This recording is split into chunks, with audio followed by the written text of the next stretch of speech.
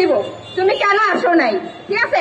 কিন্তু এই ধরনের এইগুলা কর্মসূচিয়া যদি চলে তাহলে আমরা কিভাবে বেঁচে থাকবো? আমাদেরও তো বাচ্চা সন্তান আছে, আমরা তাদের পড়াশোনা করাবো কিভাবে? আমাদের যদি প্রতিনিয়ত এভাবে অন্যায় করা হয় আমাদের সাথে, তাহলে আমরা কিভাবে ইয়ে করবো? এর জন্য আমরা এটা নিয়ে একটা দাবি জানাতে চাইতেছি সবার কাছে। আপনারা যারা আছেন, এখন আপনারা সাংবাদিক আছেন, সবার ভাইয়ারা, আপনারা এটা নিয়ে আমাদের সাথে একটু থাকার চেষ্টা করেন সবসময়, যাতে আমরা এটা নিয়ে অনেক দূর যেতে পারি। আমাদের একটা পরিচয় হওয়ার দরকার, আমাদের একটা আইডি কার্ড হওয়ার দরকার, এবং কি আমাদের একটা নির্দিষ্ট একটা দাবি আছে, সেই দাবিটা যাতে আমাদের সবাই পূরণ হয়, এটার জন্য আমার কথা। আর বক্তব্য এটাই যে আমি কাজ করি গৃহকর্মী, এটা কোনো লজ্জাবোধ না, আমি লজ্জাবোধ করি না, আমি গর্বের সাথে বলতে পারি আমি একজন গৃহকর্মী, আমি কোনো খারাপ ইয়ে না, ঠিক আছে? আমার সাথে যারা আছে আজকে তারাও সবাই গৃহকর্মী, সবাই কাজ করে ভাত খায়, ঠিক আছে?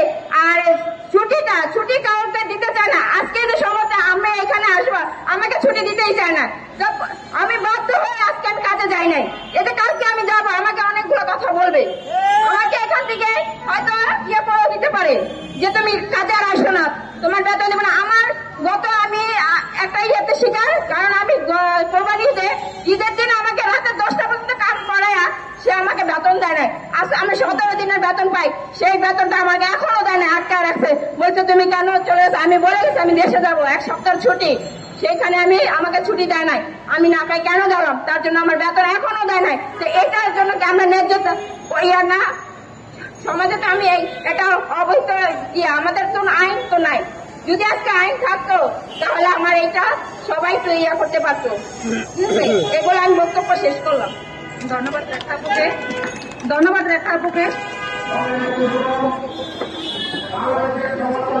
আজকে যে সমাবেশ, এই সমাবেশে যারা উপস্থিত আছেন এবং সভাপতি সহ সবাইকে বাংলাদেশ যুব ইউনিয়ন কেন্দ্রীয় কমিটির পক্ষ থেকে জানাচ্ছে সংগ্রামী শুভেচ্ছা অভিনন্দন।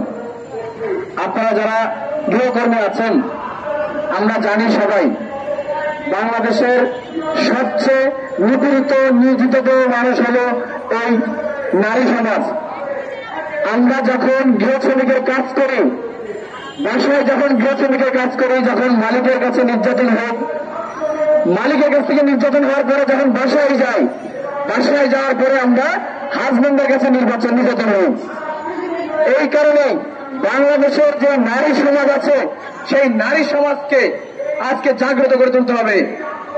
এই নারী সমাজ যতদিন জাগ্রত না হবে ততদিন এই নির্যাতনের হার কমবে না। তাই আমরা বলি, আসুন আমরা গার্মেন্টস আন্দোলন দেখেছি, আমরা গার্মেন্টসে দেখেছি তারা সর্বনিম্ন মজুরি 12,500 টাকার জন্য আন্দোলন করেছে, 25,000 টাকার আন্দোলন করে 12,500 টাকা হয়েছে।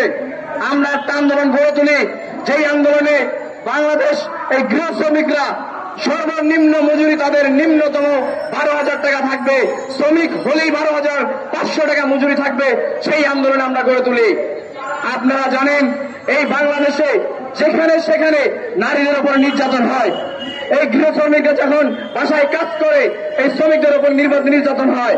তাই আমরা বলি, আপনারা যেখানেই লড়াই সংগ্রাম করবেন, এই বাংলাদেশ যুব ইউনিয়ন আপনাদের সাথে আছে, আপনাদের পাশে থাকবে, এই লড়াই সংগ্রামে আপনাদের পাশে থাকবে। আবারও আপনাদের সবাইকে বাংলাদেশ যুব ইউনিয়নের পক্ষ থেকে সংগ্রামী